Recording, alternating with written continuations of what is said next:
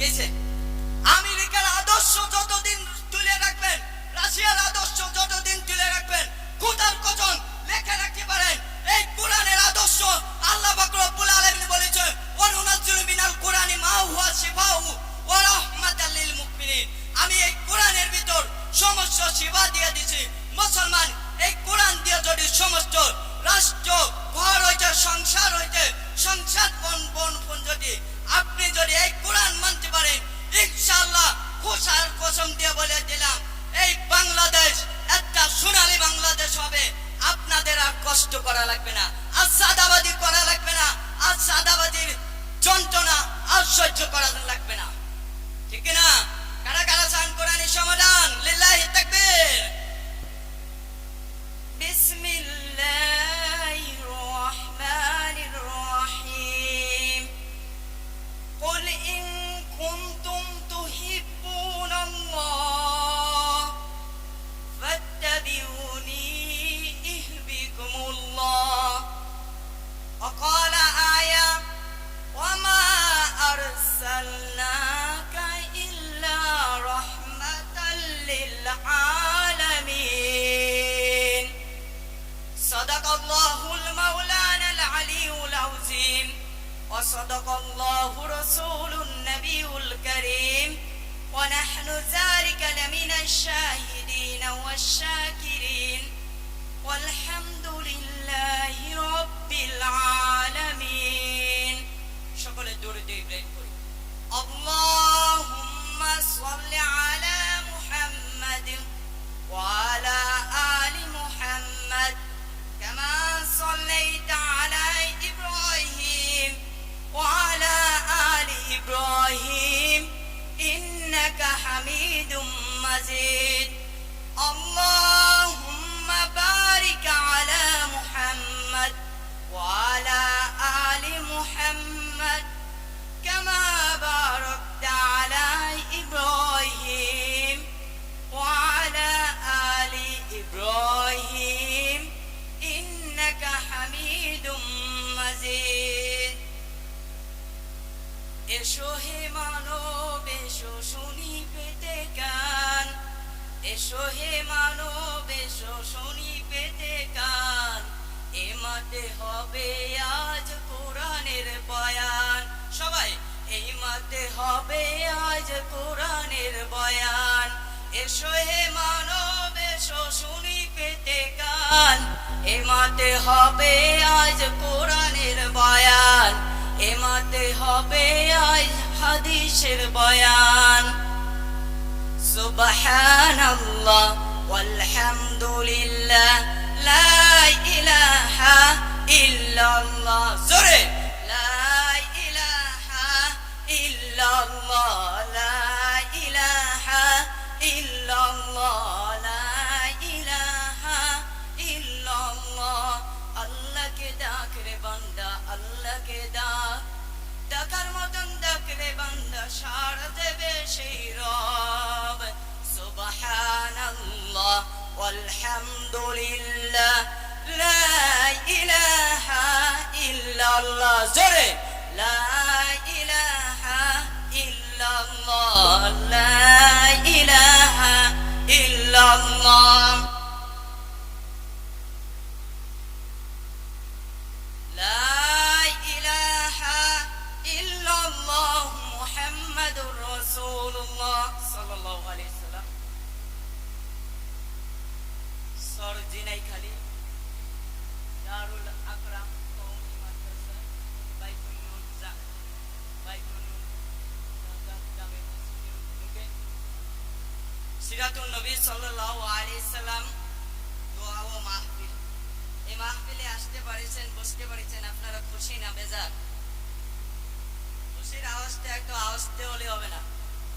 আমরা যদি সকলেই আবু জাহেলের খাতায় পড়ে যাই, সবাই যদি নমরুদের খাতায় পড়ে যায়, আল্লাহ পাক রব্বুল আলামিন বলছেন মিল্লাতা আবিকুম ইব্রাহিম ওয়া সাম্মাকুম মিনাল মুসলিমিন।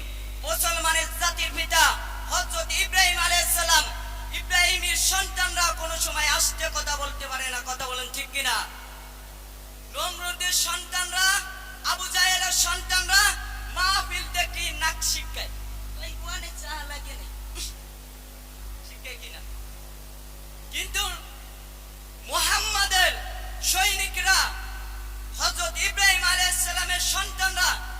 দাগ শিখতে পারে না। দেখেন হযরত ইব্রাহিম আলাইহিস সালামের সন্তানরা ভালো কাজে আগে আগে দৌড়ে, আর গাঁজাখোর মদখোর এরা মাহফিলে আসবে না, এরা মাহফিলে আসবে না, এরা মাহফিলকে ঘৃণা করে। এরা বলে মোল্লারা ক্ষমতায় যে কি করবে, মোল্লারা ক্ষমতায় যে কি করবে। আরে বেটা, আমি বলতে চাই মোল্লারা যদি ক্ষমতায় যায় এ দেশ সোনালী একটা সুন্দর সূর্য এ দেশের জনগণ দেখতে পারবে। কথা বলেন ঠিক কিনা? যদি ইসলাম ক্ষমতায় যায়, যদি ইসলাম ক্ষমতায় যায়, তাহলে আর হুজুরদের আর বাড়াইরে জানাজার নামাজ পড়ানো লাগবে না, হুজুরদের বাড়াইরে খতম পড়ানো লাগবে না, হুজুরদের বাড়াইরে মাহফিল করা লাগবে না। ইসলাম যদি ক্ষমতায় থাকে এই দেশের প্রধানমন্ত্রী এই জায়গায় এসে মাহফিল করবে। কথা বলেন ঠিক কিনা? সেটা চান কিনা? একজন দুইজন আপনার ইসলামের সব সময় সৈন্য কম হবে, তবে ভয় পাওয়া যাবে না। ভয় পাওয়া যাবে সব সময় ইব্রাহিমের সৈন্যরা কাউকে ভয় পাতে পারে না। কথা বলেন ঠিক কিনা? এখানে আসতে পারেছেন, বসতে পারেছেন, আপনারা খুশি কি বেজার? আবার জোরে আওয়াজ দিয়ে যদি খুশি হয়ে থাকে জোরে বলে আলহামদুলিল্লাহ। আলোচনা এখনো শুরু করিনি, কেবল আপনাদের একটু দিচ্ছি, রাগ করতেছেন? রাগ করবে না, আমি এরকম কথা কই সব সময়। আপনার দুরূদ ও সালাম বিশ্ব মানবতার দূত, বিশ্ব নেতা সাইয়্যিদুল মুরসালিন, খাতামুন নবীন, রাহমাতুল লিল আলামিন, শাফিউল মুজরিমিন, সকলে বলেন সাল্লাল্লাহু আলাইহি ওয়াসাল্লাম। আপনার আজকে আলো সিরাতুন নবী সাল্লাল্লাহু আলাইহি সাল্লামের মাহ। আমি কোরআন থেকে আয়াত তেলাওয়াত করেছি। আপনাদের এখানে মেলা দূর, আপনার মেলা দূর হাইটে আইছি, মেলা কষ্ট হয়ে গেছে। তারপরেও আমরা নিয়াত করেছিলাম আগে আগে আসবো, কিন্তু এত দূর আমরা ঠিক হইতে পারিনি। তবে আপনাদের দরদের ক্ষমা চেয়ে নিয়েছি। যেগুলো বক্তা অনেক আছে, তবে আলোচনা কতটুকু করতে পারবো তা আমি বলতে পারতেছি না। তারপরেও আপনাদের ডাকতে ডাকতে মরে যাচ্ছে, তারপরেও লোক আছেন না, তাই না? যাই হোক, যে কয়জন আইছেন আলহামদুলিল্লাহ বলি। আল্লাহ পাক রব্বুল আলামিন বলছেন, হে নবী আপনি দুনিয়ার মানুষকে জানাই দেন, আমি আল্লাহকে যদি ভালোবাসতে চাই তাহলে আপনি নবীর আনুগত্য করতে হবে, আপনি নবী আপনাকে ভালোবাসতে হবে। কেমন ভালোবাসতে হবে? মুসলমান খালি মিষ্টি খাওয়ার সময় ভালোবাসা, এটা ভালোবাসা না। খালি মেসাক করা সুন্নাত এটা মানলে খালি হবে না, খালি তাবলীগ করা সুন্নাত এটা মানলে হবে না, খালি আপনার খাবার শেষে মিষ্টি খাওয়া সুন্নাত এটা মানলে খালি হবে না। রাসূল সাল্লাল্লাহু আলাইহি সাল্লামের ওই মিষ্টি থেকে দান দান মুবারক যখন যদি শহীদ করেছে, রাসূল সাল্লাল্লাহু আলাইহি সাল্লাম রাষ্ট্রনায়ক ছিল কি না? এটা খেয়াল করেন মুরব্বি চাচা, এটা খেয়াল করবেন। আমি যতটুকু আলোচনা করব আপনাদের বুঝাই শুনে পাবো, কিন্তু যদি বুঝাই শুনে না বলি তাহলে কালকে বলবেন কি একটা হুজুর আইলো নড়াইলি থেকে কি বললো কিছুই বুঝলাম না। আপনি অন্য দিক মনোযোগ করবেন, আপনি আমার কথা বুঝবেন না। আপনি যদি আমার দিক মনোযোগ করেন তাহলে আমার কথা কিছু বুঝবেন।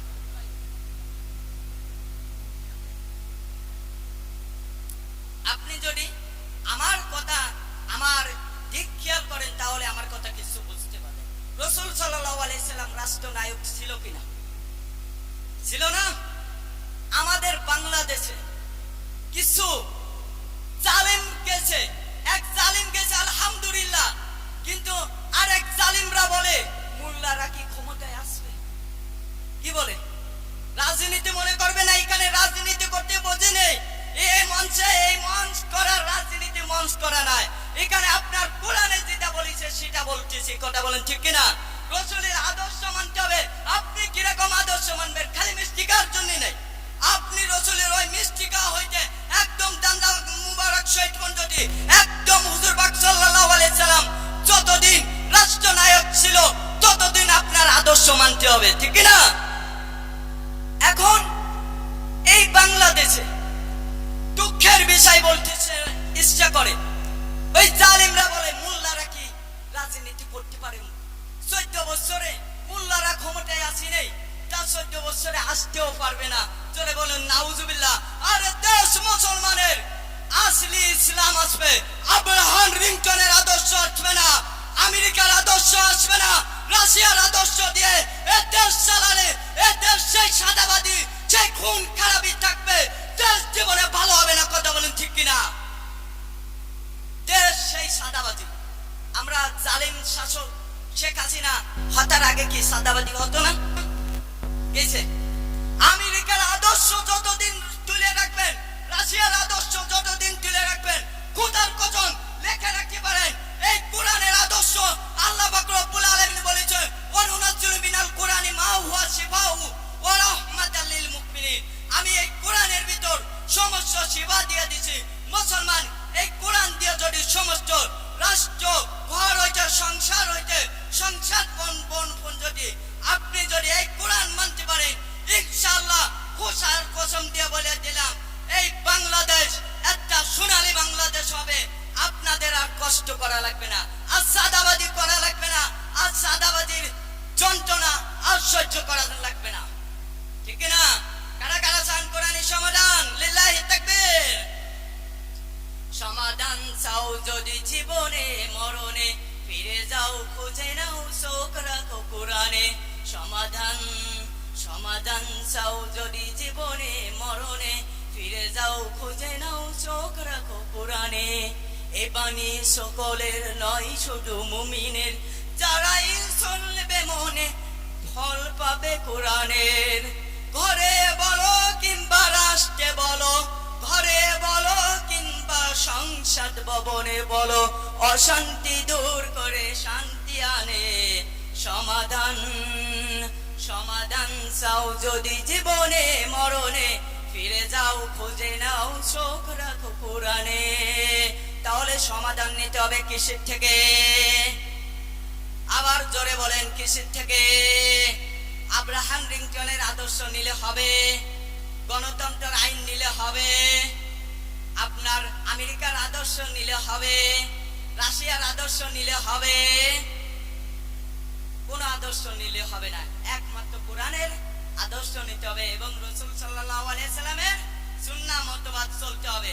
তাহলে বুঝলাম কি, আল্লাহকে যদি আমরা পেতে চাই, আল্লাহকে যদি আমরা ভালোবাসতে চাই, তাহলে মুহাম্মদ মুস্তাফা সাল্লাল্লাহু আলাইহি সাল্লামের আনুগত্য করতে হবে, মুহাম্মদ সাল্লাল্লাহু আলাইহি সাল্লামের উপর বিশ্বাস জানতে হবে, মুহাম্মদ সাল্লাল্লাহু আলাইহি সাল্লামকে নেতা মানতে হবে, মুহাম্মদ সাল্লাল্লাহু আলাইহি সাল্লামকে রাষ্ট্রনায়ক মানতে হবে, মুহাম্মদ সাল্লাল্লাহু আলাইহি সাল্লামকে শ্রেষ্ঠ নেতা মানতে হবে।